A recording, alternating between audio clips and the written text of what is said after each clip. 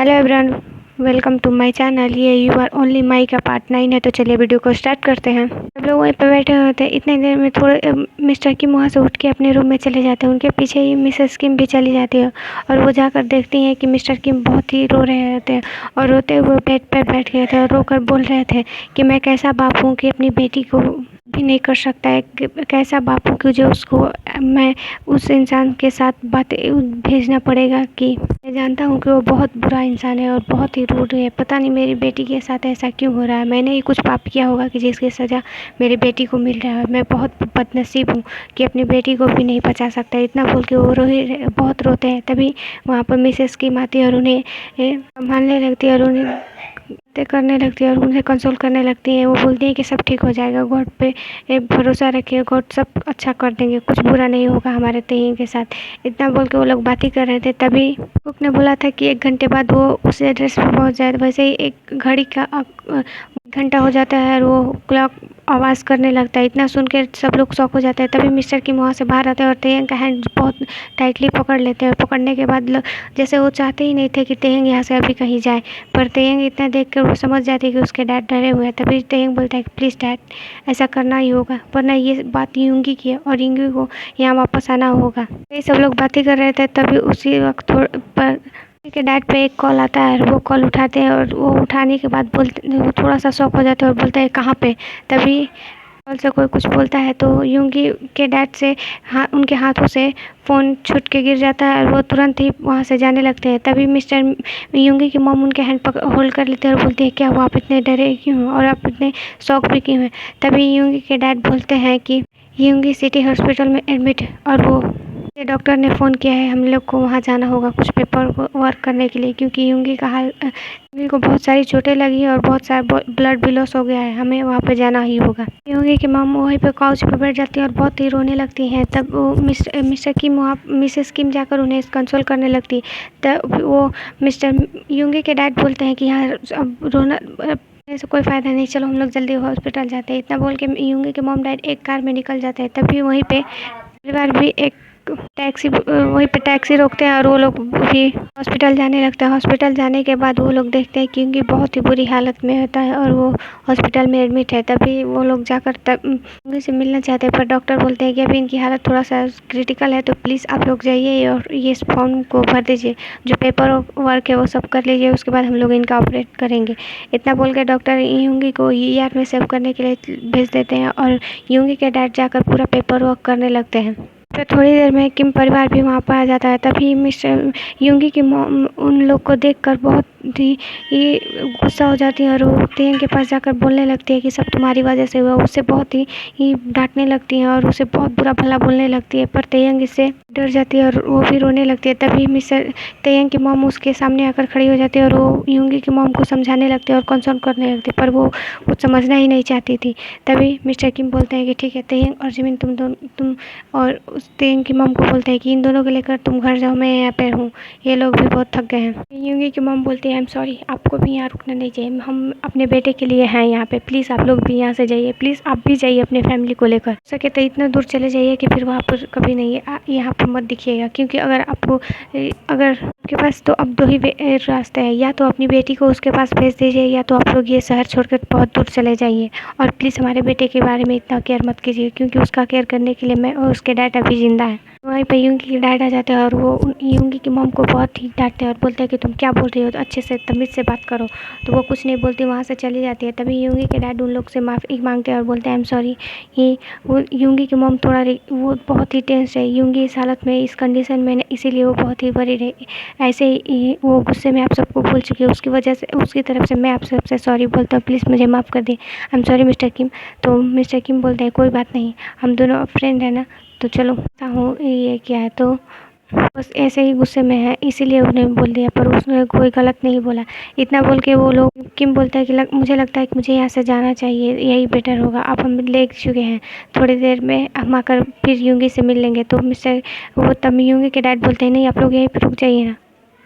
वहाँ पे यूंगी की मॉम आकर बोलती है प्लीज़ आप लोग जाइए, आपकी वजह से ये भी लेंगे, प्लीज़ आप लोग जाइए। इतना सुन के वहाँ से मिस्टर किम और जिमिन और तेयंग का हैंड होल्ड कर लेते हैं और वो लोग उन दोनों को लेकर जाने लगते हैं। वो लोग घर जाने के बाद वो तुरंत पैकिंग करने लगते हैं। पूरा सबको बोल देते, तेंग से बोलता है, तेंग तुम जाओ अपना पूरा जितना भी तुम्हारा काम सामान है सब पैक कर लो, और जिम तुम भी। और वो मिसेस किम को बोलता है कि तुम भी जाकर सारा सामान पैक कर लो। इतना बोल के वो सारा सामान पैक कर लेते हैं और किसी से कॉल पे बात करने लगते हैं। वहाँ पे सब लोग खड़े हुए थे, जिमिन, तेयंग और तेयंग की मॉम भी वहीं पे खड़ी होती है। तो वो बहुत ही शाउट करते हुए बोलते हैं कि मैंने तुम लोग से बोला ना। सब लोग जाते हैं और जाकर सारा सामान अपना पैक करने लगते हैं। ऐसे ही इवनिंग का टाइम हो जाता है और सब लोग अपना पूरा सामान पैक कर लेते हैं। और तेयंग के पास जाकर बोलते हैं, मॉम प्लीज़ डैड से बात कीजिए ना, वो इतना गुस्से क्यों है, आपको पता है ना उनका हेल्थ, उनका तबीयत ख़राब हो जाएगा, प्लीज़ मॉम डैड से बात कीजिए। तभी मिस्टर किम जाती हैं और मिस्टर किम से पूछते हैं क्या हुआ, हम लोग कहाँ जा रहे हैं, ऐसे भाग रहे हैं क्यों। तभी मिस्टर किम बोलते हैं कि यूंगी को मॉम ने सही बोला, हमें 2 काम करना होगा, तो इससे अच्छा हम यहाँ नहीं रहेंगे, हम अपने पुराने हाउस में जाएंगे, हम बुसान में जाएंगे, हम यहाँ पे नहीं रहेंगे। एक वही रास्ता है कि जहाँ पर हमारी बच्ची हम सेफ रह सकती है। और नहीं बोल के वो लोग सब लोग शांति से अपने थोड़ा देर वेट करते हैं। जैसे ही सारा पूरा माहौल शांत हो जाता है, थोड़ा नाइट हो जाता है, तो वो लोग धीरे से एक कार बुलाकर वहाँ से चले जाते हैं। इसके बारे में किसी को नहीं पता होता है कि वो कहाँ गए और क्यों गए हैं। अदर साइड मिडनाइट में जेके को थोड़ा थोड़ा होश आने लगता है, और वो जैसे ही उसे होश आता है तो वो देखता है कि वो तो अपने रूम में बेड पर लेटा हुआ है। इतना देखकर वो बहुत गुस्सा हो जाता है और तुरंत बैठ जाता है और सोचने की वो सोचता है कि वो यहाँ पे कैसे, कुछ याद करने की कोशिश करने लगता है। तभी उसे याद आता है कि वो के मैसेज करने के बाद वो वहाँ पे अपने उस फ्रेंड के साथ कुछ बात ही कर रहा था। तभी वहाँ पे जेहूप आया था और जेहूप कुछ बात कर रहा था, पर जेहूप ने उसे बोलता है कि जेके ये सब गलत है, ऐसा मत करो, तुम्हें पता है मैंने तुम्हें ढूंढने के लिए बहुत ही मेहनत, अपना फ़ोन भी स्विच ऑफ कर दिया, लोकेशन भी बंद कर दिया, और सारे गार्ड को भी तुमने ऐसा का फ़ोन भी स्विच ऑफ करवा दिया और उनका कोई भी लोकेशन नहीं बता रहा है। तो मुझे मजबूरी में अपने डिटेक्टिव के पास कॉल करके तुम्हारा पूरा पता लगाना पड़ा, इसलिए मैं यहाँ पे आया हूँ। तुम ऐसा मत करो, डैड बहुत टेंशन में है, डैड की हेल्थ पे असर पड़ेगा, ऐसा मत करो जेके तुम। उनको बोलता है, आई एम सॉरी भाई,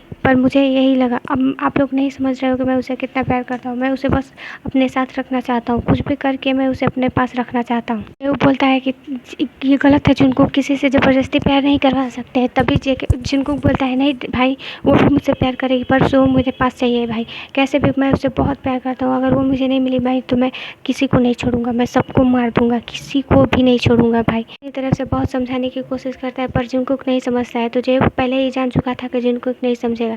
तभी बहुत हाइपर हो जाता है और बोलता है कि भाई मैं उसके बिना नहीं जी पाऊंगा भाई, और उसके बिना मैं किसी को भी जीने नहीं दूंगा। तभी जेब उसे हक करता है और उसे हक करने के बाद एक बेहोशी का इंजेक्शन दे देता है, जिससे जुनकुक उसके पास ही तुरंत वो सेंसलेस होने लगता है, वो सेंसलेस हो जाता है। तभी जेहू अपने गार्ड को तरफ देखता है और बोलता है कि इसे लेकर चलो। तब कि जुनकुक के गार्ड थोड़ा सा सोच रहे थे कि ऐसे सिचुएशन में वो क्या करे, जेहू का साथ दे कि उसके बॉस का। तो बोलता है कि ये डैड का ऑर्डर है, और इतना बोल देता है। तब वो सारे गार्ड अपना सर नीचे की तरफ झुका लेते हैं और वो लोग भी जाने लगते हैं। तब जब जुनकुक को लेकर जाते हुए बोलता है उसके फ्रेंड से कि इसे हॉस्पिटल पहुंचा दो और के घर वाले को खबर कर दो। इतना बोल के जेहू जुनकुक को अपने साथ लेके आ जाता है। ऐसे ही सारी बातें जुनकुक को याद आ जाती है और बहुत गुस्से में वो अपने रूम से निकल के बाहर आता है, और हॉल में रूम में आने के बाद वो जितनी सारी वहाँ पर जो सारी चीज़ों को तोड़ने लगता है, और तोड़ने के बाद वो सारा इधर उधर सामान फेंकने लगता है और बहुत गुस्से से चिल्लाने लगता है। तभी वहाँ पे जुनकुक के डैड और मम भी वहाँ पर आ जाती है और वो लोग भी उसके तरफ देखने लगती है। तब जेहूब को तभी वहाँ पे जेहूब आता है और जेहूब को देखकर जुनकुक को और गुस्सा हो जाता है और वो सारी चीज़ें फेंकने तोड़ने लगता है और बोलता है कि आप लोग की हिम्मत कैसे हो मुझे यहाँ पर लाने की, मैंने आपको बोला था ना कि वो मेरे लिए बहुत इंपॉर्टेंट है, मैं उसके बिना नहीं जी सकता, बहुत प्यार करता हूँ भाई। तभी जेहूब बोलता है कि किसी से हम ज़बरदस्ती प्यार नहीं करवा सकते, अगर वो सच में तुमसे प्यार करती होगी तो वो तुम्हें आएगी, तुम्हारे पास आएगी, वो सब मुझ पर भरोसा करो। फिर भी जुनकुक कुछ नहीं सुनता है और ऐसे ही कुछ बात करने लगता है, और बात करते हुए सारा सामान इधर उधर फेंकने लगता है। तभी जुनकुक के डैड कुछ बोलते हैं कि ऐसा मत करो, वो तुम्हें पता है कि एक फार्मर की बेटी है और हम उस घर में रिश्ता नहीं कर सकते, वो बहुत पुअर है, ऐसे सब उसे बोलने लगता है। और वहाँ पर जेहूब की वाइफ बोलती है कि पता नहीं उन लोग का किस परिवार से है और कैसे लोग हैं। तभी जुनकुक बोलता है कि वो बस मेरी है और मैं ही उसका परिवार हूँ और मैं ही उसका सब कुछ हूँ, और इसके अलावा मुझे नहीं लगता आप लोग को कुछ उसके बारे में जानना ही होगा। आज के लिए बस इतना ही, और प्लीज़ वीडियो अच्छी लगी तो वीडियो को लाइक करना, कमेंट करना, और अगर चैनल पर नए हैं तो चैनल को सब्सक्राइब भी कर देना।